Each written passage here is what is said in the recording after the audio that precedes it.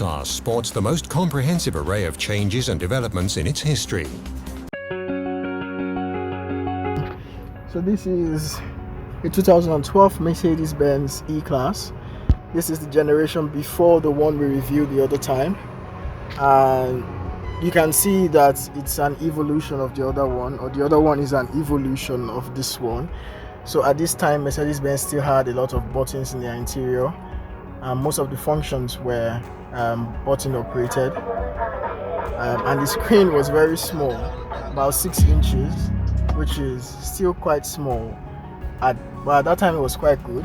So you had a lot of buttons for fixed functions. You have radio, navigation, disc, telephone, and you had buttons and numbers like your old Nokia phone to put in inputs instead of the touch screen. Then you had a lot of seat related functions here, and seat heating for this side, and this is the seat heating for the other side. Then here you have buttons for the aircon basically. So you have cup holders, you have a touch knob that you use to control the screen here. Then you have a glove box, and of course you would always appreciate Mercedes-Benz's attention to detail, but even then the handles, the shifters was always at the back of the steering wheel, and then you had a paddle shifter, which is nice. And you still have sunroof in this car, and then the buttons for operating the sunroof is right up here. Sorry for the sweat, the sun is very hot. The seats are very comfortable. I love how neat and clean they are. They are quite big, so any size would fit perfectly for both sides, and I've checked the back seats, perfect too. Of course you still have these controls for the chair, and the leather here is still very much premium. The wood inlay is aging very nicely.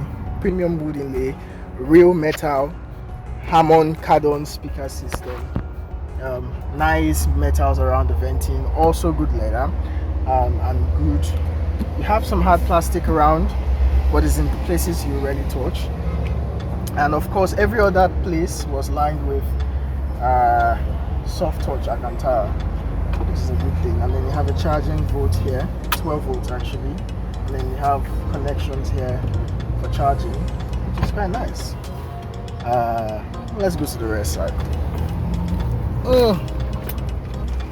The seats are also electronically adjustable like before, and they are still the way they are now. Now the back side is very nice actually, and it's almost as beautiful as the 2017 one that we reviewed the other time. So for example, the seats, it has enough space for 5 individuals, and you have enough leg room here, so the space here is quite good.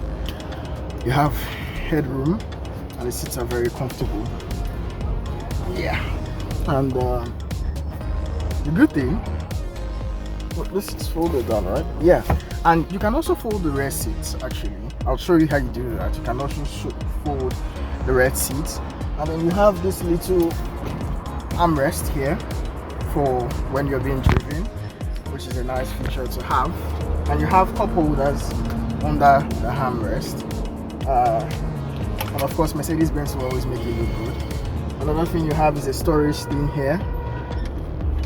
I wonder why they didn't just put a system like a TV or something. That would have been so cool. That would have made it a complete package. But then again, they have to separate the cars in their range. Right, so one of the things that hits me is how this car is now a classic. The design is still very much nice. The inside at least is still very much up to date, and you will not be lacking if you got this over getting the other one that I showed you. So it's still a very premium looking car even after all the years that have passed. In fact, even much so now. So getting a clean one would be the best way to go actually. So one last thing to show you is the folding seats. Yes, the seats fold down, the both sides actually, so it doesn't fold all the way flat, but then it means that you can pass larger objects through this space, and it actually folds down in a very simple manner. Actually, yeah, you have that. You can fold that in a simple manner, so you increase the loading space, and then you have this fine texture here, so that whatever you're storing in is not ruining the interior. Yeah, the headlights are halogen. These are not the intelligent Mercedes Benz headlights. These are the normal halogen headlights. They have Mercedes Benz classic grille, and this, the thing that I love playing with a lot. And you have this stance, this classic Mercedes Benz stance. You have side indicators. You have their nice handle, very satisfying to pull, and the same satisfying feature at the back. And I find this headlight very, very iconic. So this is the 350, a V6 actually, very nice V6. Apparently this car makes about 276 horsepower,